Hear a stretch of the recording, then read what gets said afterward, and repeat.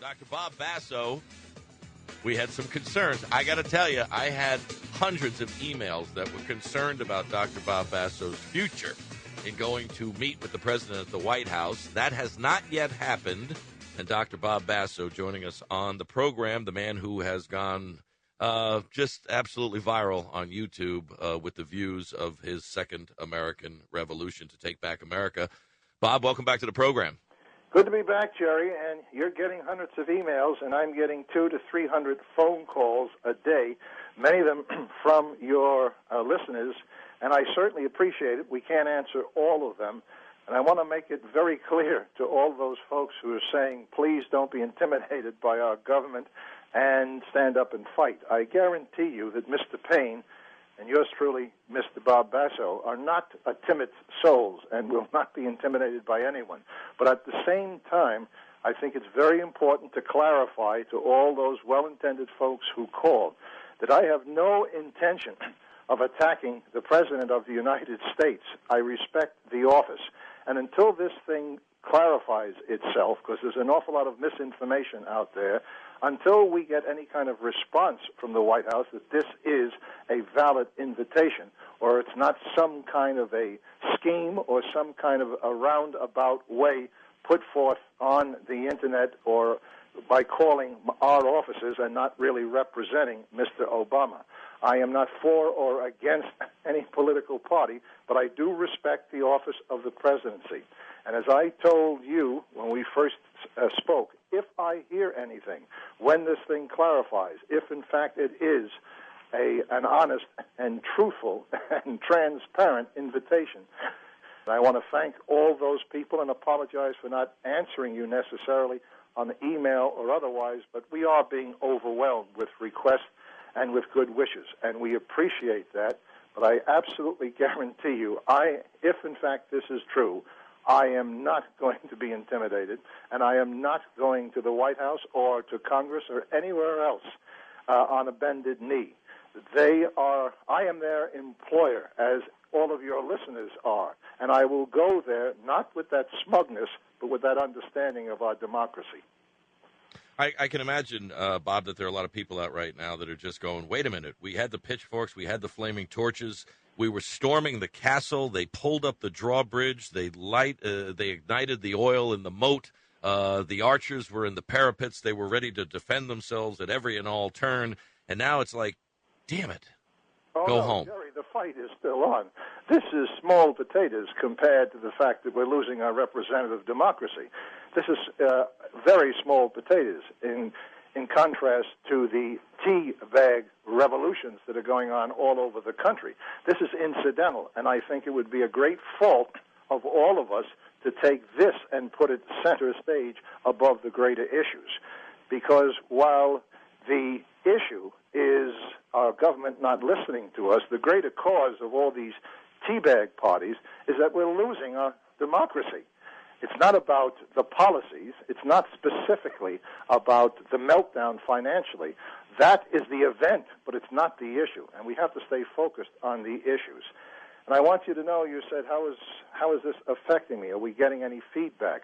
I'm being called at 2, 3 o'clock in the morning by troops in Afghanistan and Iraq who hear these programs, who see the videos, and I won't go any further than that in respect to our military, because being a former military man myself, I know our military is not supposed to be and should not be publicly political. And this is not about politics. And the comments I'm getting from them, it's all about principle. The people fighting for us over in Iraq and Afghanistan are not interested in political policies.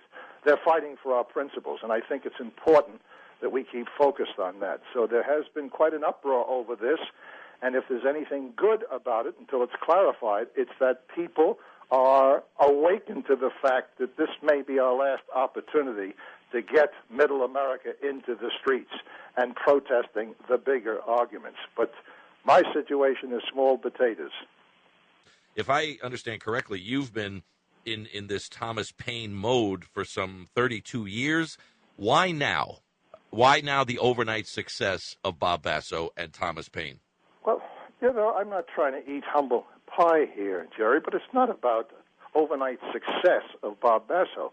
I haven't changed my underwear or my socks in 5 days. I've been to 4 different states giving presentations to various rallies, not because I am auditioning to be on any TV talk show or for a reality show. I'm doing it for the same reason that you're doing it, my friend, and the real democracy in this country is talk radio and Internet, and those people who are mad as hell want to contribute, and I simply want to contribute. And 7 months ago, I had enough of all the nonsense that we've all been talking about. We're losing our country. We're losing what our grandma and grandpa gave us in the greatest generation. And I got filled up and said, enough is enough. How can I use my talents, my experience, in order to contribute? We keep forgetting that we're a nation built on principles because we have been overloaded with all these political policies that have nothing to do with our founding principles. And unless we return to that, at least that was my disgust, that was my premise, unless we return to the principles that gave us this country in the first place, we haven't got a chance. Heather.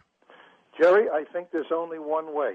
We have written to our congressmen, and they ignore us, or they send us their resume and tell us what a wonderful person they are. Thousands, hundreds of thousands have written to me and said exactly what you're saying. How do we unify this country? How do we rise above Republican and Democrat? We write, we email, we even visit our Congress, and they turn around and do what's right for their self-interest. But it's our fault, Jerry. We're the ones who allowed it to happen by doing nothing. Thomas Paine video, I suggested, or Mr. Paine suggested, a We the People march on Congress. And to have a 2 million, someone just called me and said, how about a 10 million march? We need an event that captures the headlines and takes it away from the far right and the far left and focuses on the people in the middle, you, me, and all of your listeners. We've got to get the silent majority behind an event, and that event has to be broad enough that says, in effect, we're here not to take back America. We are taking back our country, and you have to listen to us.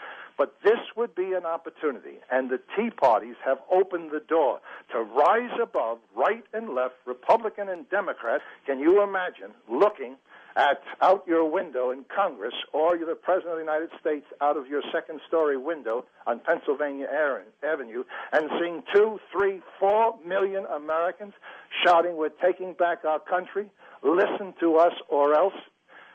Jerry, I would rather have people in the world turn on their TV sets and see Americans marching in their street to take back their democracy, rather than have all this pent-up frustration and anger. And believe me, you and I have both heard and seen it, certainly in the last year, that pent-up energy is going to erupt into violence. That pent-up energy is going to be on television with people shooting their guns at one another to protect their principles and their property. I would much prefer seeing 2 or 3 million Americans marching in the street down Pennsylvania Avenue, shouting at Congress, shouting at the president. They have to be dramatically kicked in the rear end to understand who they work for. I don't think anything short of another catastrophe will unite us.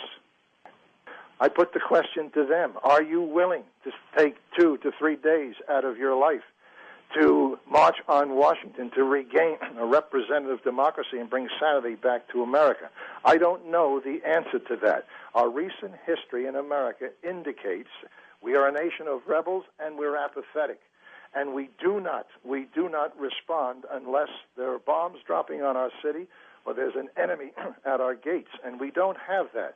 We have the subtle kind of tragedy, and that is we are more than slowly, we are rapidly losing our founding principles, and we're heading down a highway that could lead to something even more disastrous. You can call it socialism, you can call it anything you want, but it's bigger government with more control over the people.